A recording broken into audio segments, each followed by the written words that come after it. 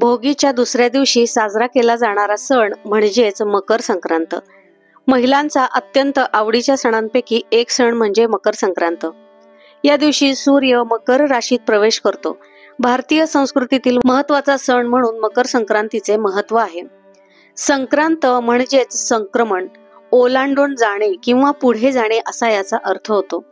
यंदा 2025 मध्ये 14 जानेवारीला म्हणजेच मंगळवारी मकर संक्रांत साजरी केली जाणार आहे. भोगीचा दुसरा दिवस म्हणजेच मकर संक्रांत. हिंदू धर्मामध्ये संक्रांतीला देवता मानले गेलेले आहे. संक्रांतीने संकरासूर दैत्याचा वध केला अशी पुरातन कथा आहे. या दिवशी उत्तरायण चालू होते. यंदा संक्रांतीचा पुण्यकाळ सकाळी 9:03 पासून ते 5:46 पर्यंत असणार आहे. या काळामध्ये तुम्ही स्नान दान करू शकता. त्याचप्रमाणे संक्रांतीच्या पूजेसाठी म्हणजेच खणांच्या किंवा सुगडाची जी पूजा केली जाते त्याचा मुहूर्त हा सकाळी 9 वाजल्यापासून ते रात्री 10:30 पर्यंत असणार आहे.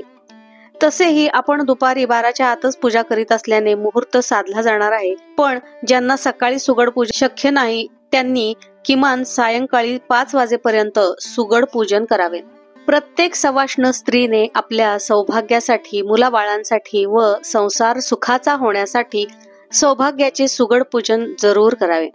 या दिवशी पवित्र नदीमध्ये स्नान करणे, गरिबांना गरम कपडे, उडीद, तीळ, गूळ, अन्नदान करणे अत्यंत शुभ मानले गेलेले आहे. आपण या दिवशी दानधर्म केल्यास आपल्या पुण्यामध्ये भर पडते. मकर संक्रांतीला काळे कपडे, साडी, ड्रेस का घालावा ह्याचे कारण ह्या दिवसापासून दिवस मोठा होत जातो व रात्र लहान होत जाते. पूर्वी असे म्हटले जायचे की संक्रांतीनंतर दिवस हा तिळातिळाने मोठा होत जातो आणि मोठी रात्र लहान होत असल्याने काळ्या रंगाचे कपडे घालून थंडीचा प्रभाव कमी व्हावा आणि शरीरामध्ये उष्णता निर्माण व्हावी हा त्यामागचा उद्देश होय. यंदा संक्रांती ही वाघावर बसलेली आहे. ती पूर्वेकडून पश्चिमेकडे जात आहे, वायव्य दिशेकडे पाहत आहे. संक्रांतीने पिवळे वस्त्र परिधान केलेले असल्याने यावर्षी पिवळ्या रंगाची साडी स्त्रियांनी परिधान करायची नाहीये. मोती हा रत्न संक्रांतीने परिधान केलेला आहे. हिरवा, लाल, गुलाबी, निळा ह्या रंगाच्या साड्या आणि बांगड्या स्त्रियांनी घातल्या तरी चालतील. संक्रांतीपासून ते रथसप्तमीच्या काळामध्ये स्त्रिया हळदी कुंकू करू शकतात. म्हणजेच 14 जानेवारी ते 4 फेब्रुवारी या काळामध्ये 4 फेब्रुवारीला रथसप्तमी आहे. त्यामुळे ह्या दिवसांमध्ये कधीही एका दिवशी हळदी कुंकवाचा कार्यक्रम करावा. या कार्यक्रमांमध्ये वाण देखील दिले जाते. हळदी कुंकू करणे किंवा लावणे म्हणजेच आदिशक्तीची एक प्रकारे आपण पूजा करत असतो. हळद कुंकू कपाळी लावल्याने सुवासिनींमधील दुर्गा देवीचे तत्व जागृत होते आणि जी स्त्री लावत असते तिला ती आशीर्वाद देत असते. वाण देण्याची पद्धत असते. नेहमी पदराच्या टोकाचा वाणाला आधार देऊन वाण दिले जाते. आजकाल बाजारात अत्यंत वेगवेगळ्या प्रकारच्या रंगाच्या मोठ्या प्रमाणात वाणांच्या वस्तूंची रेलसेल आहे. तुम्हास जे शक्य होईल तसे वाण तुम्ही द्यावे. खणांच्या किंवा सुगडांच्या पूजनाला संक्रांतीच्या दिवशी अत्यंत महत्व आहे. मातीचे छोटे बोळके म्हणजेच खण किंवा सुगड होय. आपल्या भागाप्रमाणे, घरातील पद्धतीप्रमाणे 5, 2, 7 अशा संख्येमध्ये सुगड पूजन केले जाते. त्यावरती झाकण म्हणून छोट्या पणत्या देखील आणल्या जातात.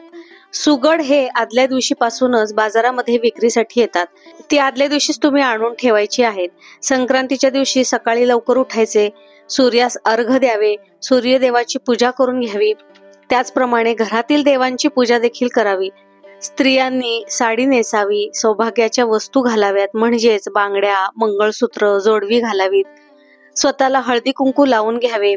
घरासमोर सुंदर रांगोळी काढावी. उंबरठ्यावरती हळदीचे लेपन करावे. पूजा जिथे मांडायची आहे ती जागा स्वच्छ पुसून त्यावर चौरंग किंवा पाट ठेवावा. त्यावर स्वच्छ कपडा अंथरावा. छोट्या तांदळाच्या राशीवर गणपतीची स्थापना करावी. दिवा प्रज्वलित करून घ्यावा. गणपती बाप्पांची यथासांग पूजा करून घ्यावी. हळद कुंकू अक्षता व्हावीत, लाल रंगाचे फूल व्हावेत, दुर्वा अर्पण कराव्यात, धूप दीप दाखवावा. त्यानंतर जितक्या खणांची तुम्ही पूजा करणार आहात तेवढे तांदळाच्या छोट्या राशी मांडून घ्यायच्या आहेत. खण हे काही काळ्या किंवा तर काही ठिकाणी तांबड्या रंगाचे देखील मिळतात. तुमच्या घरामध्ये जशी पद्धत असेल त्याप्रमाणे खण आणावेत. पूजेपूर्वी सुगडांना कलावा किंवा साध्या दोऱ्याचे 5 वेढे मारून घ्यावेत. सुगडांना हळद कुंकवाचे 5 बोटे काढावीत. असे सुगड तांदळाच्या राशीवर ठेवावेत. प्रत्येक सुगडामध्ये हरभरा, ऊस, बोरे, तिळगुळ, ज्वारी गव्हाच्या ओंब्या, घेवडा, शेंगा, भुईमुगाच्या शेंगा असे सर्व टाकावे. मनोभावे हळद कुंकू अक्षता व्हावीत. धूप दीप दाखवावा. मनोभावे प्रार्थना करावी. घरांमध्ये एकोपा, पती पत्नींमध्ये प्रेम, मुलांमध्ये बुद्धीचा विकास होऊ दे, संसार सुखाचा व्हावा म्हणून नमस्कार करावा. तिळगुळाचा, तिळगुळाच्या पोळीचा, पुरणपोळीचा किंवा तुम्ही जो काही गोड पदार्थ घरात बनवला असेल त्याचा नैवेद्य दाखवून घ्यावा. काही ठिकाणी घरांमध्ये विड्याच्या पानांमध्ये 5, 7, 9 अशा संख्येमध्ये सुपारी ठेवून त्यावरती दोऱ्याने लांबसर गुंडाळून ते त्या सुगडावर ठेवले जाते. त्यालाच भोग विडे असे देखील म्हणतात. आपल्या घरात पद्धत असेल तर ते विडे देखील ठेवावेत. जितके सुगड मांडले आहेत त्यापैकी एक सुगड घेऊन आपल्या घरातील तुळशीला ववसले जाते. म्हणजेच पदराचे एक टोक लावून 3 वेळा सुगड खालीवर उचलले जाते व तुळशीजवळ दिवसभर सुगड ठेवले जाते. त्याचप्रमाणे तुळशीला हळद कुंकू अक्षदा फूल वाहून तुळशीची पूजा केली जाते. एका सुगडाने देवाजवळ विठ्ठल रुक्मिणीला ह्याच पद्धतीने ववसले जाते.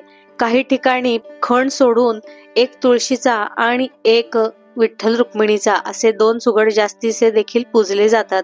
आपल्या घरामध्ये जशी पद्धत असेल त्याप्रमाणे करायचे आहे. भागांनुसार पद्धतीमध्ये थोडाफार बदल असू शकतो. मंदिरामध्ये देखील स्त्रिया एकमेकांना ववसतात. हळदी कुंकू देऊन वाण देतात. तिळगुळ घ्या गोड बोला असे म्हणत प्रत्येक जण एकमेकांना तिळगुळ देतात. या दिवशी वाणाच्या वस्तू तुम्हाला आणणे जमले नाही तर वाणासाठीचे ठराविक पैसे काढून ते पैसे तुम्ही पूजेमध्येच ठेवायचे आहेत आणि त्याच पैशांनी नंतर वस्तू आणायच्या आहेत. अशा प्रकारे पूजा झाल्यानंतर घराजवळील मंदिरामध्ये किंवा शेजारील स्त्रियांना बोलावून हळदी कुंकू द्यायचे आहे, वाण द्यावे आणि घरातील जी पूजा मांडली आहे त्यावर म्हणजेच खणांवर नवीन एखादा कपडा किंवा ब्लाउज पीस जो आपल्या घरामध्ये असतो तो झाकून ठेवायचा आहे. असे म्हणतात की आपले वाण उघडे पडू नये. पण अशी पद्धत सगळीकडेच आहे किंवा करायलाच हवे असे नाही. परंतु काही भागांमध्ये आपल्या घरामध्ये जर अशी पद्धत असेल तर नक्कीच या नियमाचे पालन करायचे आहे. ही पूजा कधी काढायची आहे किंवा कधी उचलायची आहे तर ह्याबद्दल देखील अनेक प्रश्न असतात.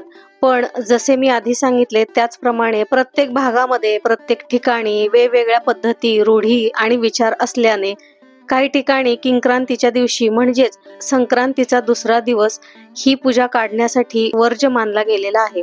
म्हणजेच किंक्रांत हा दिवस शुभ न मानल्यामुळे या दिवशी पूर्ण दिवस ही पूजा ठेवून किंक्रांतीच्या पुढच्या दिवशी ही पूजा म्हणजेच खण उचलले जातात. मी जिथे राहते किंवा आमच्याकडे जी पद्धत आहे ती म्हणजे ही पूजा संक्रांतीचा पूर्ण दिवस ही पूजा ठेवून किंक्रांतीच्या दिवशी सकाळी लवकर स्नान करून हळद कुंकू अक्षता वाहून काढली जाते.